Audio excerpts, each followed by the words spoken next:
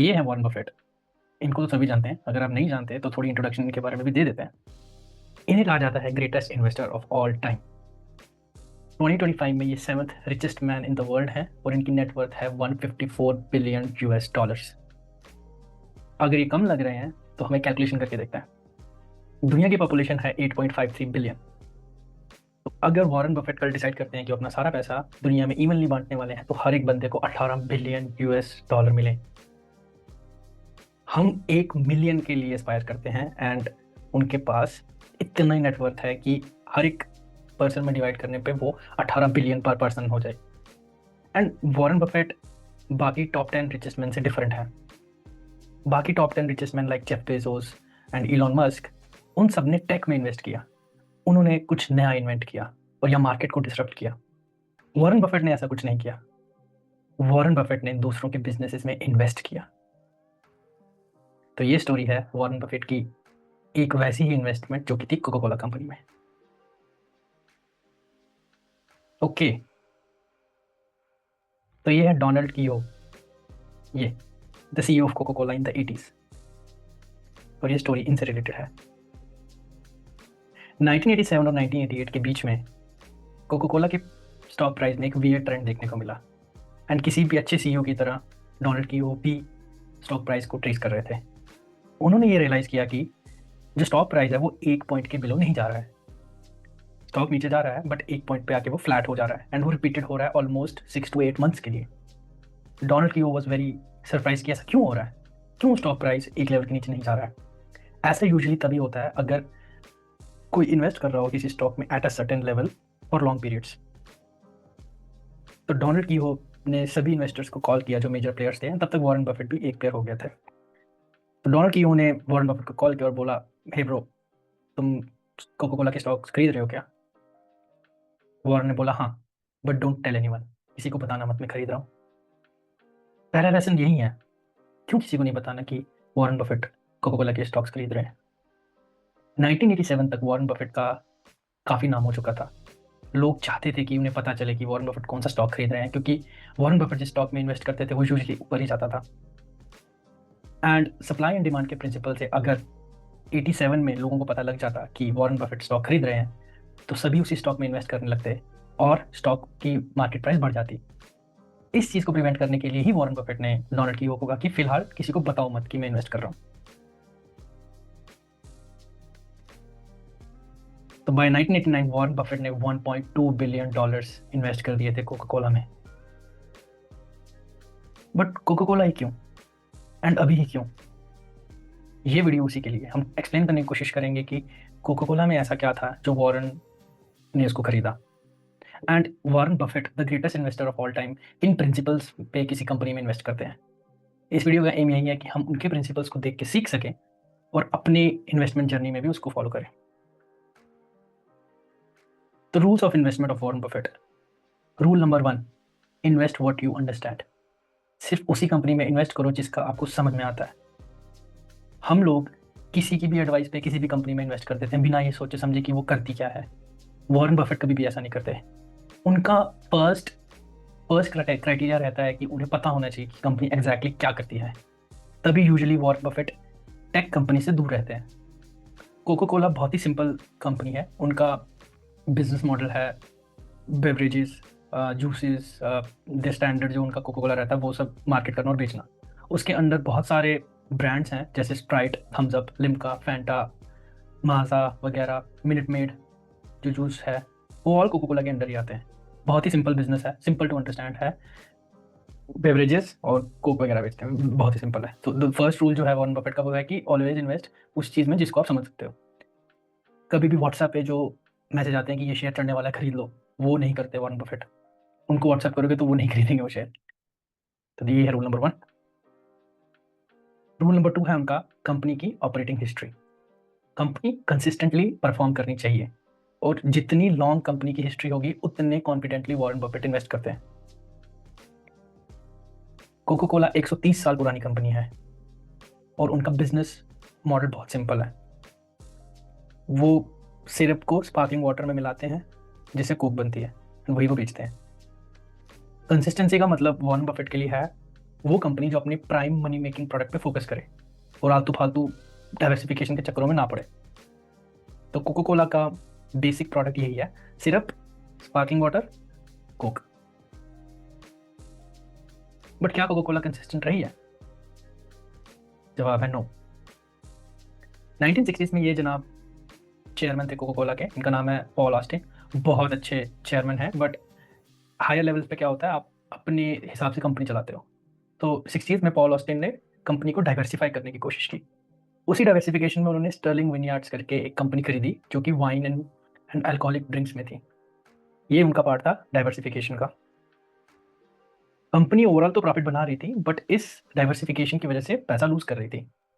Business में problem नहीं थी, बट उनका जो कोर कॉम्पिटेंसी थी कोको कोला की, वो थी दूसरी ब्रेवरेजेस, वो अल्कोहलिक ब्रेवरेजेस नहीं थी।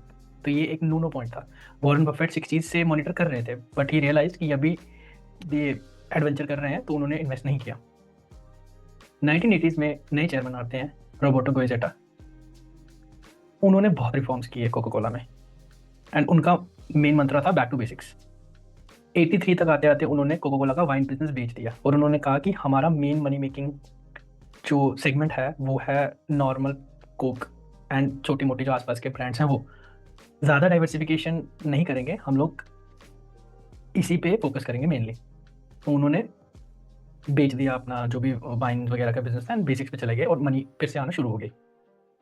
तो कोको कोला ऐसा नहीं है कि हमेशा से कंसिस्टेंट रही है, बट 80s तक आते आते उन्होंने रियलाइज कर लिया था कि नहीं, ये अपना जो कोर बिजनेस है हमने उसी में रहना है।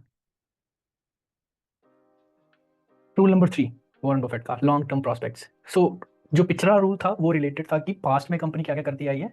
नेक्स्ट जो रूल है वो है कि लॉन्ग टर्म प्रोस्पेक्ट्स क्या है कंपनी के, क्योंकि पास्ट का परफॉर्मेंस उनका करंट स्टॉक प्राइस डिसाइड करता है और फ्यूचर का जो प्रोस्पेक्ट्स हैं उनके लॉन्ग टर्म प्रॉफिट्स को डिसाइड करते हैं।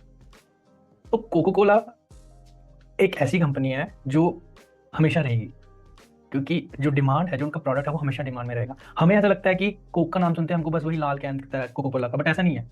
इवन वाटर के ब्रांड्स लाइक किल्ले, वो भी कोको कोला ऑन करती है। जूसेस लाइक मिनट मेड, वो भी कोको कोला ऑन करती है। माजा कोको कोला ऑन करती है। तो ये सब ऐसे प्रोडक्ट्स हैं जो हमेशा से रहे हैं और हमेशा से रहेंगे। तो कोको कोला ऐसी कंपनी है जिसमें आप इन्वेस्ट करो एंड भूल जाओ। बहुत सिंपल बिजनेस है और हमेशा ही डिमांड में रहेगा, क्योंकि बेवरेजेस हमेशा लोग पीते रहेंगे। ये कुछ ऐसा नहीं है जिसमें टेक्नोलॉजी आके कुछ चेंज कर देगी, ये हमेशा ही रहेगा डिमांड में। वॉरेन बफेट का सेम ही थॉट था। एक बार मुझे याद है अटलांटा न्यूज़ के साथ उनका इंटरव्यू हो रहा था, उसमें उन्होंने बोला था कि वाई कोको कोला, तब तक पता लग गया था उन्होंने इन्वेस्ट किया। तो उन्होंने न्यूज़ कॉरेस्पॉन्डेंट को एक ही चीज़ बोली थी कि अगर तुम मुझे अभी $100 बिलियन देती हो एंड बोलती हो कि कोको कोला की लीडरशिप छीन लो, ये जो सॉफ्ट ड्रिंक बिजनेस है उसमें, तो मैं तुमको वापस दे दूंगा और बोलूंगा कि नहीं हो सकता, क्योंकि कोको कोला है मार्केट लीडर। तो लॉन्ग टर्म प्रॉस्पेक्ट्स दिख रहे थे वॉरेन बफेट को, तो उन्होंने इसमें इन्वेस्ट किया। Rule number 4, management and it's openness. ये रूल वॉरेन बफेट के लिए बहुत इंपॉर्टेंट है। उनके लिए बहुत मैटर करता है कि मैनेजमेंट शेयर होल्डर्स के साथ कैसे डील करती है। मैटर नहीं करता आप कितने शेयर्स ओन करते हो, 1 शेयर या 1 मिलियन। शेयर होल्डर्स को रिस्पेक्टफुली ट्रीट किया जाता है एंड उनको कितनी इन्फॉर्मेशन शेयर की जाती है। इसका एग्जाम्पल देखो अगर, तो जो बर्कशायर हैथवे है, जो वॉरेन बफेट की ही कंपनी है, उसका जब शेयर होल्डर मीट होता है ना, वो तो मतलब मेला होता है उधर। ये 2 फोटो डाली हैं मैंने, मतलब उधर तो it's like a party. And वो सब शेयर करते हैं, पूरी पोर्टफोलियो शेयर करते हैं कि हमने यहाँ यहाँ इन्वेस्ट किया, वेरी ओपन। एंड वो चीज़ जो है वो वॉरेन बफेट दूसरी कंपनी में भी ढूंढते हैं, क्योंकि उससे पता लगता है कि कंपनी की मैनेजमेंट रिस्पॉन्सिबल है।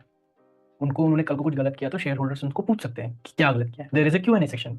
Q&A सेक्शन होता है, लोग सवाल पूछते हैं, वॉरेन बफेट जवाब देते हैं लाइव। ठीक है, कोको कोला में भी ऐसा ही था।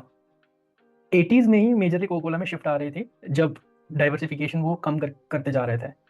तो 80s में रॉबर्ट गुइजेटा जो थे उनके चेयरमैन और CEO, उन्होंने ओपनली शेयर होल्डर से बात की रिगार्डिंग द डाइवेस्टमेंट की, हम यहाँ इन्वेस्टमेंट हटा रहे हैं, वाइन बिजनेस बेच रहे हैं, एवरीथिंग।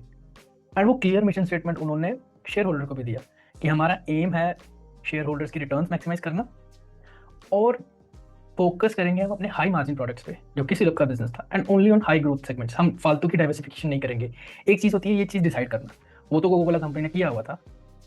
एक चीज़ है ये इन्फॉर्मेशन शेयर होल्डर्स को देना, वो भी कोको कोला ने किया एंड वो कर दिया ये।